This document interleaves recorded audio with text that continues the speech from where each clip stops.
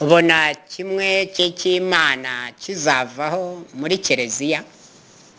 Kimwe cya 10 cy'Imana ntago cyava muri Kiliziya kuko babyemera mu myemerere ya gikirisitu ko ari itegeko ry'Imana.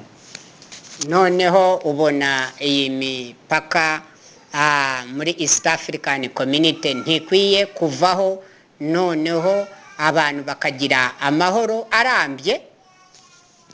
Icyo kintu kirakwiriye kuko iyi mipaka ikurura amakimbirane hagati y'ibihugu, ugasanga abaturage ubwabo ntibiyumvananyemo cyangwa ntibabashe gukorana ubucuruzi cyangwa se n'ubuhahirane cyangwa se no kugirana ubucuti kubera iyo mipaka isanga ibibitse byinshi, ariko ikwiriye kuvamo ubumwe n'ubusabane mu bihugu byose bikabaho, ikoranabuhanga rikiyongera, ubucuruzi bukiyongera, abantu bakisanzura kuko ubutaka ni ubwabo, nta mpamvu yo kubazirika.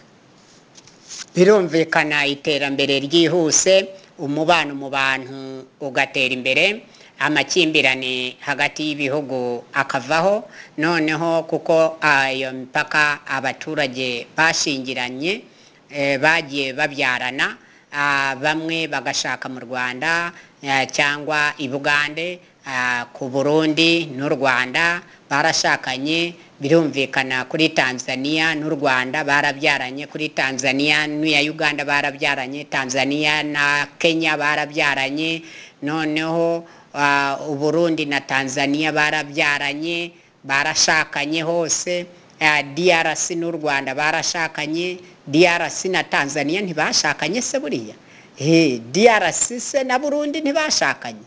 Ni hehe batashakanye hano mu karere k'ibiyaga bigari?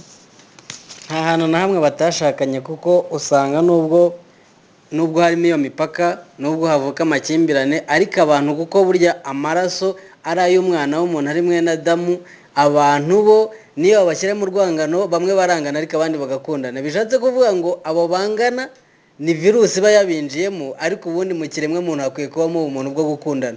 Niyo mpamvu nubwo usanga abo bategetsi wenda hashobora kubamo amakimbirane hagati y'ibihugu byombi, ariko ugasanga abaturage bamwe ntibabyumva kuko babona bagenzi